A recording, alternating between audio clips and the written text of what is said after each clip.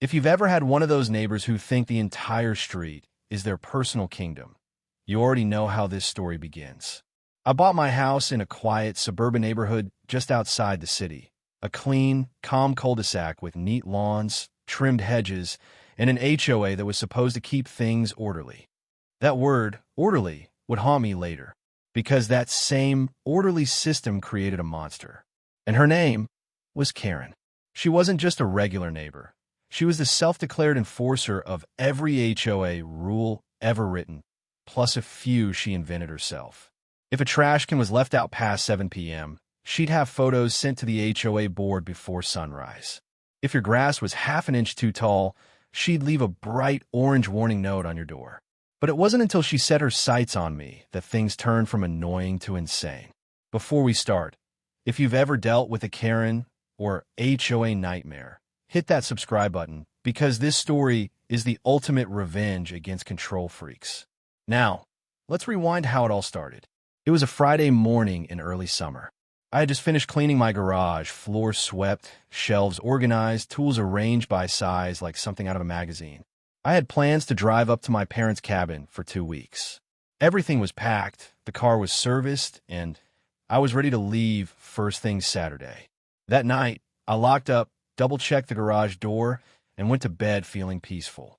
That peace lasted exactly 12 hours. Because the next morning, when I stepped outside to load my car, my garage door was already open. At first, I thought maybe I'd forgotten to close it. But then I saw it, a shiny white SUV parked right in the middle of my garage. My garage, not the street, not the shared lot. Inside my property. I blinked twice, thinking maybe I was seeing things. But nope, there was gleaming like it belonged there. And then, as if on cue, the queen herself appeared. Karen, in her floral print workout outfit, sipping a green smoothie like she owned the neighborhood. "Oh, you're up," she said with that fake sweet voice. "I hope you don't mind. I had to park here overnight. My driveway's being resurfaced, and there was nowhere else to go. Now, I'm a patient guy. I really am. But even my brain froze for a second. You parked in my garage?" I asked slowly. "Well, yes," she said like it was the most reasonable thing in the world. "It's the safest place. And technically, since we're in the same HOA, it's shared property." I almost laughed out loud. "Shared property? This is my private garage, Karen. I paid for this house. It's deeded land." She waved her hand dismissively. "Oh, don't be dramatic. It's just for a day or two." I stared at her. "You broke into my garage." "Broke in? Please. Your keypad wasn't even locked. You should be thanking me for watching your house." That's when it hit me. She must have guessed or found my keypad code and thought it gave her a golden ticket. I took a slow breath. "Move your car. Now." She smiled. That smug, condescending kind of smile people give when they think they're untouchable. "I'm heading to yoga. I'll move it later." And she walked away. I stood there for a good minute, watching her drive off in another car. Yes, another one. Apparently, she'd parked her husband's SUV in my garage while she used her own to run errands. At that point, anger hadn't even kicked in yet. It was disbelief. I walked back inside, grabbed my phone, and called the HOA office. "Good morning," said the bored-sounding clerk. "Hi," I said. "This is Daniel from 117 Oak Ridge. My neighbor just parked inside my garage without permission." There was a pause. "Inside your garage?" "Yes." Another pause. "Sir, that's a police matter." Now, that was music to my ears. I called the local sheriff's department next. The deputy on the line almost laughed. "Wait, she parked inside your property?" "Yep." He sighed. "That's trespassing and unlawful entry. You can file a report if she refuses to move it."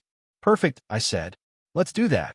When the deputy arrived 20 minutes later, he took photos, checked the property line, and shook his head. "She actually entered through your keypad," he said. "Do you know how she got her code?" I frowned. "I think she watched me enter it once. I never thought to change it." He nodded. "That happens. You want to reset it today. For now, we'll file this as unlawful entry and unauthorized use of property." Before he left, he added something that made me grin later. "If you want to, you can legally secure your property. Meaning, if the vehicle is still here after notice, you can lock it inside until retrieval." I blinked. "Wait, you mean literally lock her car in?" He shrugged. It's your property. As long as you're not damaging her vehicle, you have every right to secure what's on your land. She'll have to contact us to get it released. And that, my friends, was the exact moment my petty side woke up. Because if she thought she could invade my space, I was about to show her just how private property can get. So that night, after she still hadn't come back to move the SUV, I rolled the garage door down, changed the keypad code, and locked it tight. Then I went inside, packed my bags for my trip, and set a camera to record the driveway. The next morning, I loaded my truck, grabbed my coffee, and looked back at the garage one last time. Her SUV was still there, quiet, innocent, a hostage to arrogance. I smiled to myself and said, "Enjoy the stay, Karen." Then I backed out of the driveway, turned toward the open road, and left for a 2-week vacation. Little did I know, those 2 weeks would turn my neighborhood upside down. HOA meetings, police calls, threats, and eventually the most satisfying showdown I've ever had in my life. And it all started with one woman and one very locked garage. I left that Saturday morning with a grin I couldn't hide. It wasn't just petty satisfaction, it was principle. For weeks, I'd watched Karen boss the entire neighborhood around like a self-appointed sheriff, and now she'd finally crossed the one boundary that even she couldn't talk her way out of. Still, I didn't expect what came next. The first 3 days of my trip were bliss. The cabin was tucked deep in the woods, no neighbors, no rules, no HOA letters stuffed under the door. Just silence, coffee, and birds. But on the 4th day, while I was sitting by the lake with my phone on low signal, the missed calls started piling in. At least a dozen, all from HOA office. Then came a voicemail from the one and only Marlene, the HOA president and Karen's best friend. "Hello, Daniel. This is Marlene from the Oak Ridge Homeowners Association. We received a complaint from Karen on Maple Drive. She's very distressed because her vehicle appears to be locked inside your garage. Please call me immediately so we can resolve this before further action is taken." I hit play again just to listen to the tone, that fake professional calm that screamed entitlement. Further action? Oh, I couldn't wait to hear what that meant. I didn't call back. By day 5, I had 3 more voicemails, each one more dramatic than the last. "Daniel, this is serious. You're holding her personal property without consent. Daniel, you're violating HOA cooperation policy. Daniel, the police have been notified." That last one made me laugh out loud in the middle of the woods, because I knew the police had already been there. I had to report. Karen, apparently, had called the sheriff's office to report her car stolen. But when the deputy checked the case file, it showed her as the trespasser. So when the HOA called them again, they were politely told to stay out of it. Still, that didn't stop Karen from going nuclear. I found out later from my neighbor, Greg, the guy who lived across the street and saw everything. Greg texted me updates like a sports commentator narrating a championship game. Day 3, Karen tried to open your garage with a locksmith. Didn't work. Locksmith left. Day 4, HOA meeting at her place. Lots of yelling. Day 5, she called a tow truck. Dude laughed and left when he realized it's your property. Apparently, Karen had even printed flyers calling me a threat to community safety. She went door to door telling people I'd trapped her car out of spite. The best part? Most of them didn't even believe her. She had burned so many bridges in that neighborhood that people were secretly enjoying the drama. Greg sent another text on day 6. Half the cul-de-sac's watching. Someone brought popcorn. By day 7, I figured she'd give up. But nope. That's when I got an email, a long, formal message from the HOA board, complete with letterhead and legal-sounding nonsense. "Dear Mr. Pierce, the HOA has received multiple reports concerning the alleged immobilization of a resident's vehicle within your property. Please be advised that such actions may constitute a violation of Article 4.3 of the Community Cooperation Agreement. Failure to release said vehicle within 24 hours will result in penalties and possible legal review." I actually laughed so hard I nearly dropped my phone. Community Cooperation Agreement? There was no such article in the bylaws. I knew that because I'd read the entire HOA handbook before buying my house. So I wrote back one simple reply. "Dear HOA, thank you for your email. The vehicle in question entered my garage without consent. The matter is documented with the Sheriff's Department as a trespassing incident. Any further interference from the HOA will be considered obstruction of an active police report. Best regards, Daniel. 10 minutes later, Greg texted again. Bro, Karen's pacing in her driveway on the phone. She looks like she's about to explode. The next day, I got my favorite update yet. HOA tried to hold an emergency meeting about you. Only 2 people showed up. One of them was Karen. The other left halfway through. Apparently, Marlene tried to threaten the neighborhood with increased dues if they didn't support disciplinary action against me. Instead, people started asking why their dues had gone up last year without explanation. The meeting turned into a full-on mutiny, and for the first time, Karen didn't have control. Even from 100 miles away, I could feel the balance of power shifting. By the second week, things went from funny to glorious. Greg sent me a picture. Karen standing in front of my garage, hands on her hips, yelling at an officer again. Apparently, she called the cops a second time. The same deputy showed up, the same one who'd taken my report. He reminded her, calmly, that she'd been warned not to enter my property again. And then he told her that if she so much as touched my garage door, she would be arrested. Greg said she turned red as a stop sign, stormed off, and spent the rest of the day sulking behind her curtains. Meanwhile, I was still on vacation, roasting marshmallows and sending Greg laughing emojis. Part of me felt like maybe I'd gone too far. But then I remembered that first morning, her smug little smile as she said, "It's shared property." No, this was the line she drew. I just made sure she saw where it ended. When my 2 weeks were almost up, I texted Greg one last time. "How's the neighborhood holding up?" He replied instantly. "Peaceful. HOA's quiet. Karen's been weirdly polite lately. It's like she's waiting for something." I smiled. Oh, she's waiting all right. Because in less than 24 hours, I'd be home. And when I opened that garage, she'd finally have to face me. But she wouldn't be getting her car back without learning a lesson she'd never forget. I packed up my things that night, checked out a cabin, and drove back home early the next morning. The neighborhood looked calm.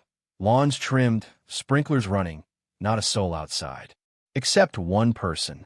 Karen.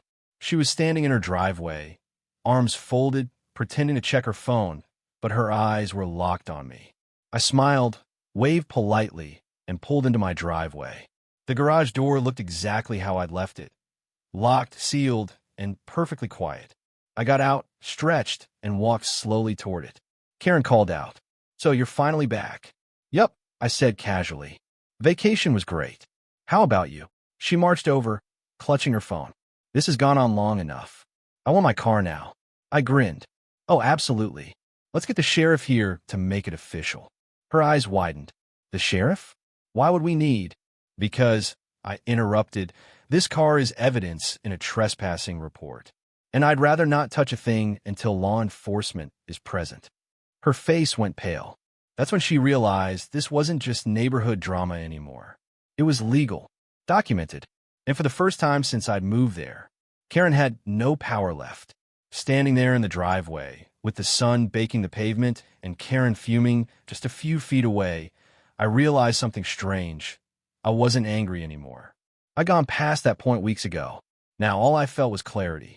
Karen had walked into my space, violated my boundaries, and then spent 2 weeks playing the victim. But now, she was trapped in the truth, and the truth doesn't bend, even for people who live off manipulation. I pulled out my phone and called the sheriff's department. "Hey, this is Daniel Pierce from Oak Ridge," I said, following up on the unlawful entry report from 2 weeks ago. "The individual's vehicle is still on my property. I'd like an officer present to release it." The dispatcher said, "We'll send Deputy Harris. He's familiar with the case." Perfect. Karen overheard me, of course. "This isn't necessary," she snapped. "I just want my car back. Let's be adults about this." I looked at her evenly. "You should have thought about being an adult before breaking into my garage." She scoffed, muttering under her breath, "You're unbelievable." "No," I said quietly, "just tired of being disrespected." The deputy arrived 20 minutes later, pulling into the cul-de-sac with the same calm energy as last time. He gave me a nod, then turned to Karen. Mrs. Saunders, he said evenly, we've already discussed this. You had no legal right to enter Mr. Pierce's property or use his garage. Karen folded her arms. I was desperate. My driveway was being resurfaced, and I didn't have anywhere else to park. I told him it was temporary. Deputy Harris raised an eyebrow. That doesn't give you the right to enter a private structure. You could have parked on the street. The HOA doesn't allow overnight street parking, she shot back. I couldn't help but smile. So instead of violating an HOA rule, you committed trespassing? Karen turned red. Don't twist my words. Harris sighed. Mrs. Saunders, this is simple. Mr. Pierce filed a report, and we verified the security footage. The car was placed on his property without consent. That means it's been in his custody legally, under property protection. Today, we're resolving that. He turned to me. You ready to unlock the garage, sir? Absolutely, I said. I walked over, entered the new keypad code, and slowly rolled the garage door open. Karen's SUV gleamed in the sunlight, spotless, exactly as she'd left it. There it is, I said calmly. Untouched. Karen immediately stormed forward, keys in hand. Hold it, Harris said firmly. Before you move that car, we need to finalize the paperwork. Her eyes widened. Paperwork? What paperwork? Release confirmation, he said, and notice of property trespass. It's part of the case closure. She sputtered. This is ridiculous. He handed her a clipboard. Sign here. I could almost see the steam rising from her ears as she scrawled her signature across the form. When she finished, she threw the pen down like it offended her. There. Happy. Ecstatic, I said, smiling. Don't forget the report number on your way out. She glared at me like she wanted to burn my house down with her eyes. Mrs. Saunders, the deputy said, consider this your warning. If you ever step foot on this property again without consent, we'll move from trespassing to a criminal charge. Clear. Karen clenched her jaw. Crystal. She started the SUV, backed out of the garage, and parked halfway down the street. But instead of leaving quietly, she sat there, engine running, and called someone on her phone. I didn't have to guess who. 5 minutes later, Marlene, the HOA president, showed up, marching down the sidewalk in her power heels like she owned the block. Here we go again. Marlene wasted no time. Daniel, this has gone far enough, she began, holding a clipboard like it was a weapon. You've humiliated one of our residents, caused unnecessary police involvement, and disrupted the peace of this community. By having my garage broken into? I asked. She ignored that. We're considering a fine for conduct unbecoming of an HOA member. Even Deputy Harris let out a quiet chuckle. Ma'am, you can't fine someone for reporting a crime. This is an HOA matter, she insisted. No, I said firmly, stepping forward. This is my property, and you and your friend have been crossing lines since the day I moved in. Marlene's lips tightened. The HOA's authority extends to all. I interrupted, holding up my phone. Actually, I contacted the county registrar last week. The HOA's jurisdiction stops 50 feet before my property line. You've been sending notices illegally. The look on her face was priceless, like someone had pulled the floor out from under her. Deputy Harris raised an eyebrow. That true, ma'am? She stammered. I'll have to check our records. Do that, I said. Because if I get one more fine for something that's not under your authority, I'll be filing harassment charges next. Karen, still sitting in her car, looked stunned. For the first time, I think it hit her that her friend couldn't protect her anymore. Marlene tried to recover her tone of power. We'll review this internally. Good idea, I said. Start with Article 2, Section 3, Boundary Limitations. Might help you next time. The deputy looked like he was trying hard not to laugh. Marlene finally stormed off, muttering under her breath about ungrateful residents. Karen followed her a minute later, peeling out of the cul-de-sac so fast she nearly ran over her own lawn. The silence afterward was beautiful. Greg came out of his house across the street, clapping slowly like we'd just finished a movie scene. Dude, he said, grinning, that was legendary. Yeah, I said, exhaling. Feels good to breathe again. He looked at the garage. You gonna change the code again? Already did, I said with a smirk. Later that evening, I sat on the porch, replaying everything that had just happened. The last 2 weeks had turned me into something I never planned to be, the guy who stands his ground no matter what. And as the sunset painted the sky gold, I realized something important. You can't reason with people who believe rules exist for everyone but them. You just have to set boundaries they can't cross and enforce them with calm, steady patience. That's exactly what I'd done. But the story wasn't quite over, because the next morning, a letter arrived in my mailbox, an official HOA notice marked urgent. I opened it slowly, half expecting another threat. Instead, it was something completely different. Dear Mr. Pierce, following recent events and investigation into boundary jurisdiction, we've determined your property falls outside HOA enforcement limits. Effective immediately, your home is released from HOA membership and dues. Sincerely, Oak Ridge Homeowners Association Board. I read that letter 3 times before it sank in. After months of headaches, meetings, threats, and one locked garage, I was free. No more HOA. No more Karen. Just peace. I walked out to the porch, raised my coffee mug toward the street, and smiled. Karen's house sat quiet across the way. Curtains drawn. For once, not a single note on my door. And for the first time since moving to Oak Ridge, it finally felt like home. The next few days after the showdown were quiet. Almost too quiet. After everything that had gone down, the shouting, the cops, the HOA drama, the silence felt strange, like the calm that follows a thunderstorm. The kind that makes you wonder if another bolt's still waiting to strike. But this time it didn't. It was over. At least that's what I thought. The first sign of change came the following weekend. I was out front trimming my hedges when a black SUV pulled up. For a second, my stomach dropped. I thought it was Karen again. But then a middle-aged man in a gray suit stepped out, clipboard in hand. "Morning," he said politely. "I'm Alan with Oak Ridge HOA. Mind if I have a word?" I nodded cautiously. "Sure, what's up?" He adjusted his glasses and smiled awkwardly. "Well, first, I wanted to apologize on behalf of the HOA.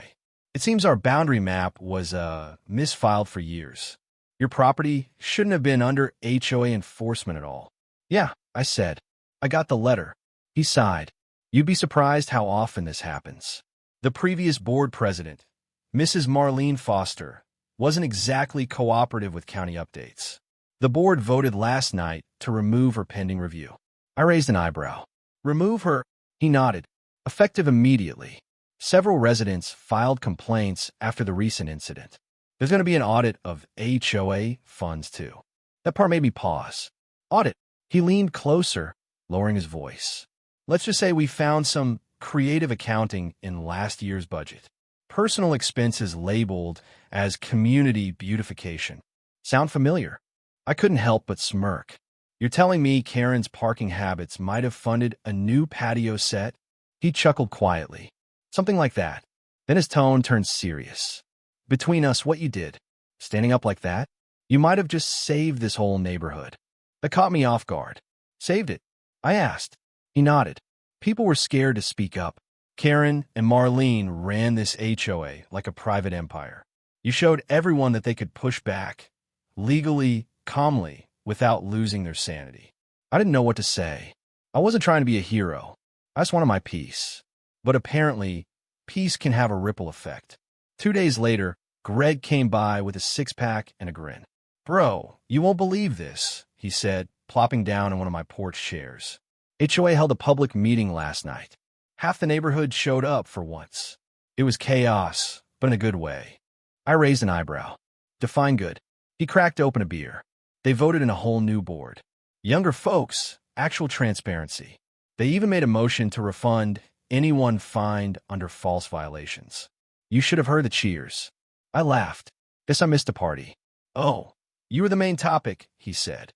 "People were calling you the garage guy." I groaned. "Great. That's my legacy now." He grinned. "Hey, better than Karen's victim." We both laughed until the sun dipped behind the houses. It felt good, light, like the air had finally cleared. But peace has a funny way of making you reflect. That night, as I sat on the porch alone, I thought back to how easily things had spiraled. One unlocked keypad code, one entitled neighbor, one moment of arrogance, and suddenly, an entire community was forced to face its own dysfunction. If I hadn't locked that garage door, would anything have changed? Probably not. Sometimes, boundaries only become visible when you enforce them. A week later, a white envelope appeared in my mailbox, handwritten, no HOA logo this time. Inside was a short letter. Mr. Pierce, I wanted to thank you for your patience and for not pressing further charges. I was wrong, deeply wrong. I let my ego and anxiety convince me that control equals safety. I'm sorry for what I did, for trespassing, for lying, for the stress I caused. I'm trying to change. Karen Saunders. I must have read that letter 3 times before setting it down. It didn't erase what she did, but it took courage to write. Maybe she finally realized that control doesn't make you powerful. It makes you a prisoner. A few days later, I ran into her by accident at the grocery store. No sunglasses, no fake smile this time. Just Karen pushing a half-empty cart, looking smaller somehow. When she saw me, she froze. Then, slowly, she walked over. "Hi," she said quietly. "I didn't expect to see you." "Hi, Karen." There was an awkward silence, broken only by the hum of the freezer units. "I meant what I wrote," she said finally. "I'm really sorry." I nodded. "I believe you." She looked relieved. "I'm in therapy now, trying to figure out why I can't let things go." "That's good," I said. "You're not the first person to struggle with control." She smiled faintly. "Yeah, but I might have been the loudest." I laughed softly. "You said it, not me." We parted ways a few minutes later, and for the first time ever, it felt like we were just 2 neighbors, not enemies. That weekend, I was cleaning out my garage again. The sunlight hit the concrete just right, and I noticed something small I hadn't before, a faint outline of tire marks from her SUV still visible on the floor. For a second, I thought about scrubbing them away, but then I stopped. I decided to leave them there, not as a reminder of her intrusion, but as proof that standing your ground can change everything. Every mark told a story of patience, boundaries, and learning to say no without guilt. Later that evening, Greg texted me again. "Hey, garage guy, HOA just published new rules. Fair ones this time. They even named the document Community Cooperation Policy for real. LOL. I chuckled, typing back. Guess we all learned something. Then he replied, "You coming to the next HOA barbecue? You're the guest of honor." For a moment, I almost said no. But then I thought, maybe it was time to show up. Not as the guy who fought the HOA, but as the neighbor who reminded everyone what respect actually looks like. The night of the barbecue, the air smelled like burgers and cut grass. People waved as I walked up, and for once, not a single fake smile among them. Alan, the new president, raised a glass. To new beginnings, and to the man who showed us what standing your ground really means. Everyone clapped. I try not to blush. As the laughter and music filled the air, I looked around the same street that once felt like a battlefield. Now it just looked like home. Later, as the crowd thinned and kids ran off chasing fireflies, I stood under the porch lights, drink in hand, watching Karen talking quietly with a few neighbors. No drama, no tension, just normal conversation. It was strange but good. People can change. Communities can too. And as I headed home, I realized something. This whole mess hadn't just freed me from the HOA. It had freed everyone from fear. I closed my garage door behind me, the sound smooth and final. For months, that door had been the center of chaos. Now it was just quiet, peaceful. But this story wasn't done just yet, because what happened next, the final twist, showed me just how far those ripples of change can reach. 2 months passed after the barbecue, and life in Oak Ridge had finally found its rhythm again. The lawn stayed neat, the air was calm, and for the first time in years, nobody was peeking through their blinds to see what their neighbors were doing. It was strange, in a good way, like waking up one morning to find that the world around you had quietly learned how to breathe again. I didn't hear from Karen much after that. Every now and then, I'd see her walking her dog early in the morning, headphones in, avoiding eye contact but not in a hostile way. Just quietly trying to exist. Sometimes, she'd give a little wave. I'd nod back. No words, no tension, just normal. And that, honestly, was enough. Then, one afternoon, I got an envelope in the mail from the county office. Inside was an official letter stamped in bold. Property tax adjustment notice. For a second, I thought it was bad news, maybe another bureaucratic headache. But when I read it, I almost laughed. Apparently, after reviewing my lot boundaries, the county determined that my land had been misclassified for years under HOA influence zoning. That meant I was due for a refund, not a bill. A pretty big one, too. It was like poetic justice wrapped in government stationery. I used part of that refund to fix up the garden my late father had planted when I first moved in. He always used to say, "A home only stays peaceful if you grow something in it." I finally understood what he meant. A week later, I decided to take a walk through the neighborhood. For the first time since I moved there, people stopped to talk, not out of gossip, but out of genuine friendliness. The old couple on the corner invited me for coffee. The teenage kid who used to get HOA notes for improper lawn length waved as he mowed his yard with pride. The place that once felt like a battleground now felt like a community. And the craziest part? It all started because someone parked in my garage. As I walked past Karen's old driveway, I noticed something different. Her husband's car wasn't there anymore, and a for sale sign leaned slightly in the front yard. I slowed down, staring at the familiar house. Before I could think much about it, her front door opened. Karen stepped out, holding a cardboard box and wearing that same faint, tired smile I'd seen at the grocery store weeks ago. "Oh," she said softly, surprised. "Daniel." "Hi." "Hey, Karen," I said. Moving out, she nodded, adjusting the box in her arms. "Yeah, starting fresh. It's time." I walked closer. "New place. Just a few towns over," she said. "Closer to my sister. And somewhere without an HOA." That actually made me laugh. "Good choice." She smiled a little. "I wanted to thank you again. Not just for what happened, but for how you handled it. You could have ruined me." "I didn't need to," I said. "You learned your lesson without it." Her eyes shimmered slightly. "Yeah, I did. More than you think." We stood there for a moment, two people who'd been on opposite sides of a storm, finally standing in calm water. She handed me a small envelope from the box. "Here. It's something I found while cleaning out the HOA files. Figured you'd want it." I opened it later that night. Inside were copies of old HOA minutes. Handwritten notes showing Marlene had known for years that my property wasn't under HOA control, but chose to enforce it anyway for consistency. No wonder she'd lost her position. I smiled, filed the papers away, and deleted every HOA-related email from my inbox. Closure, tangible, complete. That weekend, I decided to host a small get-together, just a few neighbors, some barbecue, cold drinks, and laughter. Greg showed up first, carrying a cooler twice his size. "Look who's social now," he teased. "Careful," I said. "I might start liking people." He grinned. "You've changed, man. Used to be the quiet guy who'd rather fix his fence than talk to anyone." "Maybe I just needed a reminder that fences can keep people in or out," I said. "Depends how you use them." As the evening rolled on, more people arrived. Kids ran around chasing fireflies again. Someone brought music. For the first time, my backyard felt alive. Alan, the new HOA president, showed up too, though technically I wasn't part of the HOA anymore. He raised his cup. "Daniel, you started something good here. Oak Ridge is finally becoming what it was supposed to be." "Glad to hear it," I said. "I just wanted peace." He smiled. "Funny thing about peace, once you stand up for it, other people start doing the same." When the night ended and everyone drifted home, I sat alone by the fire pit, watching the last embers fade. The cicadas hummed, the stars blinked overhead, and the world felt still.